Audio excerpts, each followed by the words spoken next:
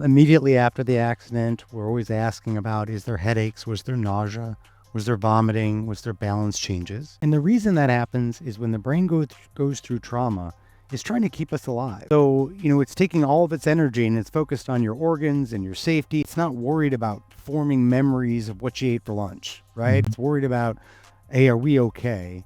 And in trauma, often what happens is oxygen is actually pulled from the brain and it's pushed to your muscles. And that happens because oxygen is pulled from your brain, pushed to the muscles so they can react. Help the jury understand. And there's a very logical explanation, which is that immediately after injury, you're worried about, well, first of all, immediately after the injury, your adrenaline is pumping.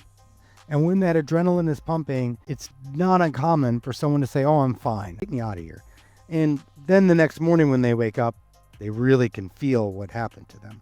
2 is during those first 4 to 6 weeks in particular, you're worried about your pain. And your pain is far more salient than maybe any subtle neurologic signs relating to how organized your thoughts are or your processing your memory. Mental organization, processing speed, variable short-term memory, difficulty controlling emotions, and emotions that are big and don't match the situation. Front part of our brain is most sensitive to injury. So the front part has the bony ridges called the cribriform plate, and it sticks straight up, and it's right underneath right above where your eyebrows are. And so when you're in an accident, that brain just grinds against those ridges. And so it's the change that we notice that is consistent with that post-concussive syndrome. The reason you lose consciousness in concussion is you have a disruption to what's called the reticular activating system. And when that's disrupted is why you lose consciousness. Well, basically it turns into an old house. You could buy an old house, you could put a new light fixture in, you could put a new light bulb in, the lights still flicker.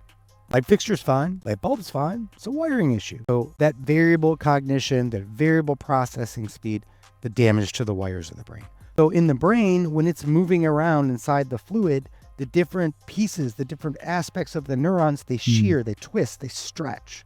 That is what diffuse axonal injury is. It is the fruit moving inside the jello. In the hospital system, in the ER, you have that saying, time is brain, right? I mean, the brain, if it's injured, it needs early intervention. I mean, that's the key. So immediately after injury, your brain freaks out. I mean, you do too, but your brain freaks out. And you have a neurochemical cascade. And the brain overdoes it.